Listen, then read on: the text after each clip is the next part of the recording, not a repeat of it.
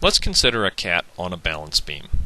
If we look at the position time graph in the upper right corner, we can see that when we tune in, the cat is moving pretty quickly in the positive direction because this has a rather large positive slope.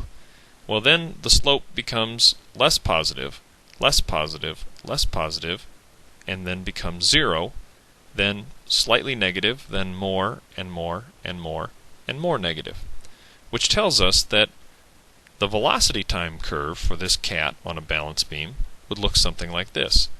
Moving very fast, let's say to the right initially, then still moving to the right but not as quickly, still moving to the right but not as quickly, and then for an instant having stopped, then moving to the left rather slowly at first, then moving left faster, moving left faster, faster. So this cat would be going very fast at first and then slowing down and stopping and then going back the other way slowly at first and then quickly. As we've gone through in previous lessons, the acceleration time graph can be found by looking at the velocity time graph. This velocity time graph is a negative slope and it's constant.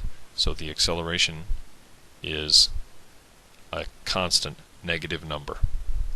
Now, suppose instead of this cat being on a balance beam, suppose we put the cat in a slingshot and launch the cat straight upwards.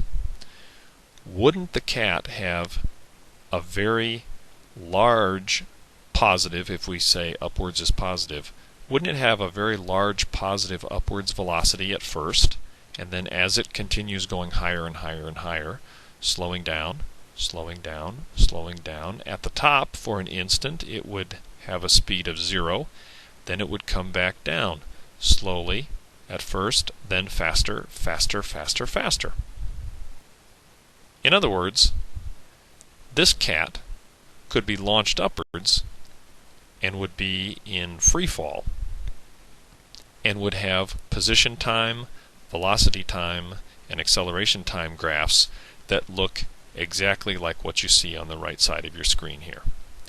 Well, it turns out that the acceleration in that case would of course be caused by gravity, and on Earth it has a pretty constant value of negative 9.81 meters per second squared, on the assumption that upwards is positive.